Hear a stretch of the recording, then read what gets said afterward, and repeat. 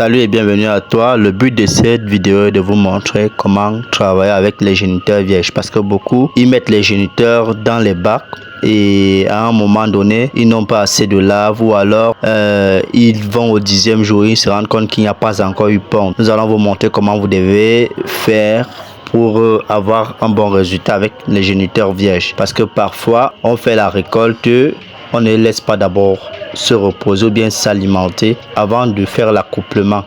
Et aussi en ce qui concerne leur accouplement, c'est mieux de les laisser passer du temps ensemble, peut-être toute une journée, de les laisser passer du temps ensemble. Vous pouvez monter vos bacs, laisser passer du temps ensemble toute une journée avant maintenant de les mettre dans les bacs. Prenons par exemple le cas de cet étudiant qui, lui, il a pris le soin de nourrir ses géniteurs après récolte avant de les incuber. Suivons-le dans son extrait.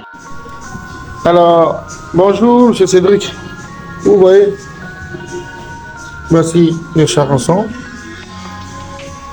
Il y en a aussi. Il y en a plusieurs. Bon, ça, c'est pas encore prêt, donc j'attends. Tout à l'heure, quand je vais les séparer, je vais vous faire une vidéo plus complète. Mais ce que je veux dire, c'est qu'il y en a qui sont prêts, il y a au moins encore 8 qui ne sont pas prêts. Je suis en train de préparer les bacs, faire le sexage. Passer un peu le bac. N'oublie pas de liker la vidéo, de la partager, et aussi nous voulons vous annoncer que le livre sur l'élevage des anotons est déjà traduit en anglais, donc il est disponible en version anglaise déjà. Tous ceux qui aimeraient bien apprendre, qui sont d'obédience anglophone, vous pouvez vous rapprocher pour obtenir le livre de formation. Alors, me voici en train de préparer la canne à sucre. Il y a aussi de la banane douce, je ne sais pas si je dois en mettre, donc voilà pourquoi je te fais cette vidéo.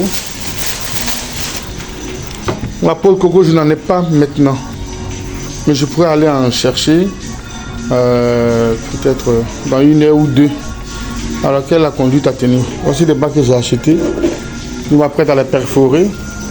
Ça c'est le bac rouge que j'ai gardé pour les femelles et le bac blanc, sinon j'allais dire violet, que j'ai gardé pour les mâles.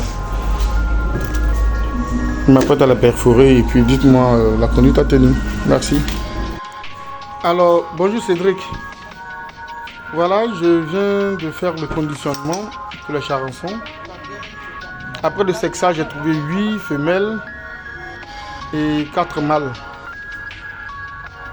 Les mâles, je les ai mis dans ce bac avec le couvercle violet et les femelles avec le couvercle rouge. Voilà un peu comment nous devons nous comporter quand nous finissons une récolte. Nous finissons de les nettoyer comme vous avez vu au début de la vidéo. Après ça, nous cherchons des bacs ou bien des gamelles qui sont ainsi un peu plus larges. Nous les mettons à l'intérieur de manière séparée. Nous les nourrissons un peu, même 1 ou 2 jours, pour eux le temps pour eux de prendre des forces. Maintenant, nous allons les mettre ensemble et les laisser pendant toute une journée. Voilà l'idéal avec les géniteurs vierges. Parce que parfois, quand nous les mettons dans les bacs sans qu'ils aient fait un bon accouplement, ceux-ci cherchent d'abord à s'alimenter. Et quand ils cherchent d'abord à s'alimenter, ils s'accouplent par exemple au 10e jour. Vous allez compter et vouloir respecter le temps de ponte qu'on vous a donné. Vous allez compter et vouloir respecter la vérification au 10e jour. Vous allez trouver qu'il n'y a pas encore eu de ponte. Alors, quand vous allez vous impatienter et voir qu'il n'y a pas encore eu de ponte, vous commencez à vous poser des questions si votre bac a échoué. Vous vous précipitez pour ouvrir le bac et vous trouvez qu'il y a des petites larves qui sont en train de se développer parce que les géniteurs ont eu à pondre en retard. Ça n'a plus respecté votre carnet que vous suivez depuis le début. Ça veut dire, suivez le bac peut-être au 4e jour, vérifiez s'il y a eu ponte au 10e jour, etc. jusqu'au 30e jour. Vous allez vous retrouver que au lieu de 30 jours, vous allez partir peut-être à 35-40 jours afin d'avoir des anotons qui sont matures. Là, nous allons vous présenter une de nos étudiantes qui a fini sa formation et elle réside à Douala. On a fait l'incubation par vidéo assistée. Quand on parle souvent des vidéos assistées, beaucoup ne comprennent pas ce que c'est la vidéo assistée. On va vous montrer comment est-ce qu'on a fait cette vidéo assistée et on a monté les bacs jusqu'à la récolte et on va vous montrer son résultat. Merci.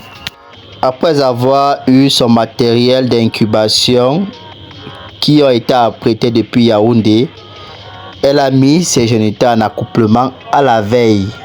Donc, le jour où elle a reçu des géniteurs, puisque nous les avons déjà fortifiés à notre niveau. Donc elle les a mis en accouplement pour incuber le lendemain.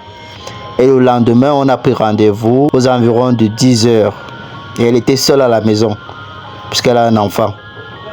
Nous avons donc lancé l'incubation de ces 2 bacs tests en vidéo assistée.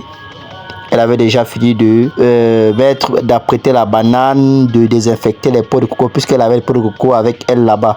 Donc j'ai juste envoyé l'aliment et les géniteurs. Donc voilà, elle a commencé à élaborer ses bacs. J'étais là, je suivais le déroulement, puisqu'il n'y avait personne pour tenir le téléphone. Elle a posé le téléphone à un endroit où on pouvait voir ce qu'elle était en train de faire. Je disais, ok, prends ceci, tu verses. Là, elle avait déjà versé l'aliment de croissance, et là, c'est l'aliment de grossissement qu'elle était en train de verser dans le premier bac test qu'elle était en train d'élaborer. J'ai demandé qu'elle remue. Ici, on ne peut pas avoir le son du déroulement parce que il y a plusieurs applications qui sont interconnectées au niveau du téléphone. Donc, on pouvait juste avoir les images, mais on ne pouvait pas avoir le son. Moi, je parlais, elle suivait. Mais ce son ne peut pas être retransmis. Donc, c'est pour cela que actuellement j'explique ce qui se passe. Sinon, ça devait être directement en direct. Donc, c'est ce que je suis en train de vous dire. Quand on parle de vidéo assistée, c'est comme ça que ça se passe. Vous voyez comment elle est en train de faire l'élaboration de ces bacs. Et on suit à la lettre ce qu'elle est en train de faire. Là, j'ai demandé qu'elle mette la première bouteille à eau bionique dans les bacs. Ensuite, elle va remuer pour que cette pâte soit homogène. Donc elle est en train de remuer. J'ai dit qu'elle remue bien avant de verser la seconde bouteille à eau bionique, parce que on voudrait que ça soit pâteux, complètement pâteux, qu'il n'y ait pas une présence d'aliments de croissance. Elle va prendre la deuxième bouteille, elle va verser entièrement dans le bac et tourner afin que le mélange soit homogène et pâteux. Elle va remuer. Nous sommes toujours en train de surveiller ce qu'elle est en train de faire. Parce que normalement, les bouteilles qui sont envoyées avec l'aliment sont l'aliment équivalent à la quantité d'eau bionique. Ça veut dire que quand on va verser les 2 bouteilles, on va forcément avoir une pâte, quelque chose de bien pâteux, qui ne va pas immerger le bac, mais qui va être une pâte, comme l'intérieur d'un raffia ou bien un palmier qui avait déjà été consommé. C'est ça que nous voulons ici avoir. Là maintenant, on va lui demander de nettoyer les bords pour éviter l'intrusion de la moisissure ou des champignons, parce que tout ça vient quand il y a une partie d'aliment qui est isolée. Vous pouvez vous retrouver la moisissure qui commence à attaquer le bac. Donc ici, elle va prendre un élément pour nettoyer correctement les abords du bac. Comme il a été indiqué, elle doit nettoyer correctement les abords du bac, ce qu'elle est en train de faire pour éviter l'intrusion de la moisissure ou des champignons. Après, on va déposer les pots de coco au niveau des bacs. Comme les pots de coco étaient plus assez frais, on va les renforcer avec de la banane pour pouvoir nourrir les géniteurs pendant la période de ponte. Donc ce sont ces bananes là que nous sommes en train d'ajouter, parce qu'ici on n'a pas de pots de coco qui sont fraîches. C'était déjà un peu il tendait déjà un peu à sécher, mais c'était encore quand même un peu frais vers le bas. Donc ici on va renforcer avec de la banane pour que les géniteurs puissent se nourrir pendant la durée de période de ponte. Donc c'est ça qu'elle était en train de faire pour le premier bac. Et là, quand elle va terminer avec, on va prendre dans nos géniteurs qui ont été mis ensemble à la veille, donc je peux dire un jour entier, on les met dans nos bacs. Et ici vous allez voir que les géniteurs ici ne vont pas chercher à se nourrir encore ou bien faire quoi que ce soit, ils vont seulement chercher à s'installer. Quand on va voir plus loin dans l'évolution avec le suivi, parce que nous ne nous arrêtons pas seulement à l'incubation. Quand on parle de suivi, le suivi est bien là. On va maintenant sceller nos bacs avec un tissu. Ici nous sommes dans la ville de Douala, là où il y a des températures élevées. en ce qui concerne l'élevage des anotons.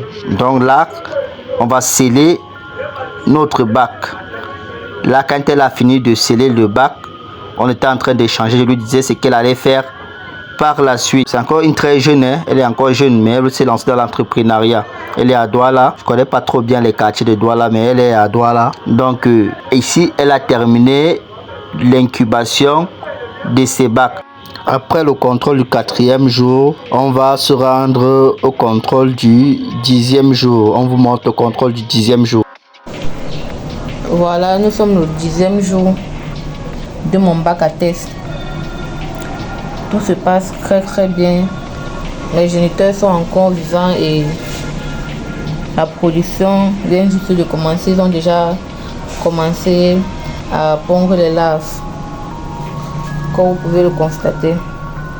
Vraiment, merci beaucoup à M. Ahmed pour la formation et pour le suivi. C'est vraiment génial et c'est aussi super facile à faire. Là, nous constatons qu'au 10e jour, tous ces géniteurs sont en vie, son bac se porte bien parce que son suivi est bien fait. Donc, le suivi est très important après la formation. Là, elle va encore faire le contrôle après 3 semaines. Donc, à 21 jours, elle ouvre ses bacs. Voilà ce qu'il en est. Bonjour, monsieur Ahmed. Voici mes 2 bacs. Je ne sais pas ce qu'il y a à l'intérieur comme ça, les petits trucs là. Mais j'ai quand même essayé de suer ce que je pouvais. Et voilà, je ne sais pas si on va encore trouver. Quand je soulevais les bacs, je ne sais pas si vous allez voir un peu. Voilà les fosses à l'intérieur. Je ne sais pas si vous voyez. C'est bien à l'intérieur. Quand je soulève les pots de coco là, comme vous pouvez le constater, il y a les fosses à l'intérieur. Et tous mes géniteurs sont encore là. Ils sont à l'intérieur. Et tous sont encore là. Oh. C'est ce que je voulais vous faire part. Et merci beaucoup. Nous voyons que quand tout est respecté, nous n'avons pas perdu même un seul géniteur depuis le début de la production. Et voici le 2e bac. Je suis comme ça en train de vouloir mettre la banane puisque je vois que c'est fini. Il y a déjà le larve à l'intérieur, comme vous pouvez le voir. Et les géniteurs sont en train d'entrer en bas. Pour ces bacs-ci, nous n'avons pas retiré les géniteurs au 12e jour parce qu'elles n'avaient pas le matériel pour lancer d'autres bacs. Donc on a préféré laisser que si on a des petits anotons dans le bac, nous allons faire l'engraissement et les incuber après. Et là, la banane est ajoutée pour renforcer le bac en aliment. Parce que, comme on a laissé les géniteurs qui devaient avoir encore d'autres pentes, il fallait que ceci évolue bien et que ces géniteurs-là aussi se nourrissent. Donc, nous avons acheté la banane. Voilà l'état de mon bac. Et nous sommes déjà à la 3e semaine. Passons à la récolte après la 3e semaine, donc à 30 jours. Bonjour, monsieur Cédric. Voici ma récolte de mon premier bac. Voici mon bac l'eau bionique 2. Ça a donné 115 anetons. Il y a les moyens et les gros à l'intérieur. 115 anetons. Donc vous pouvez le voir. Et voici eau bionique 1 qui a donné 96 anetons. Et par contre ici, ce sont bien gros, bien que les gros comme vous pouvez le voir. Ici sont énormes. Voilà un. Ici là juste ils sont énormes.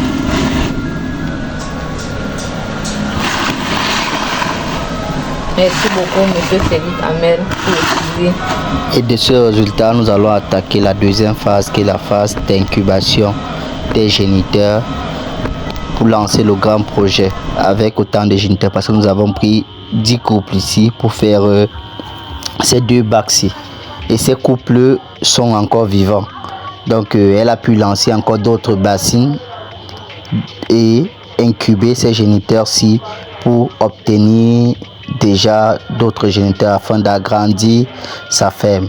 Donc elle suit parfaitement le programme qui a été fait, elle suit parfaitement le business plan qui a été établi. N'oublions pas de liker la vidéo si elle nous a plu, la partager, vous abonner si vous êtes nouveau sur la chaîne. Merci, à la prochaine.